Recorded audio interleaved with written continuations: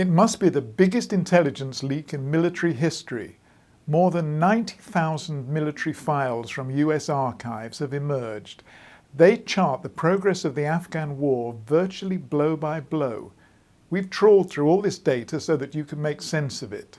The first thing we put together for you is an interactive map of all the IEDs, improvised explosive devices. This shows you how their use has rocketed over 5 years. The next thing we've done is an interactive guide to more than 200 key events where we've showed you the full reports. These detail events such as friendly fire when coalition forces attack each other by accident, occasions when coalition forces have fired on civilians or shot them down, and so-called green on greens in which the Afghan forces fire on each other. These log entries need a bit of explanation. Here's how they're organised. Some of the rows just contain map references and the like, so you don't need to worry about them. The second line shows you the date and often the time when these events occurred. They run from 2004 to 2009. This section, the third, describes the type of incident. Sometimes this will say friendly fire, for example, which means our troops firing on each other.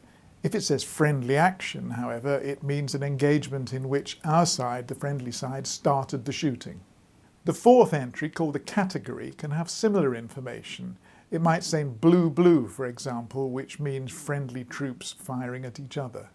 The sixth entry is the title line. This can often contain the numbers of people KIA, killed in action, or WIA, which means wounded in action.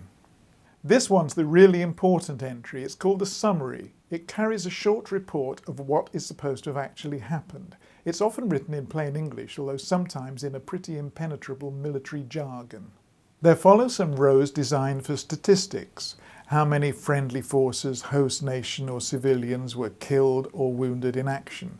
Unfortunately, these are highly unreliable and very often the authors simply fail to fill them in. Down at the bottom there's a section called CCIR. This can be important. It's called Commander's Critical Information Requirement. It may sometimes say things like negative media expected or credible allegations that civilians have been injured. In addition, you can download all this raw data from our data blog as a spreadsheet.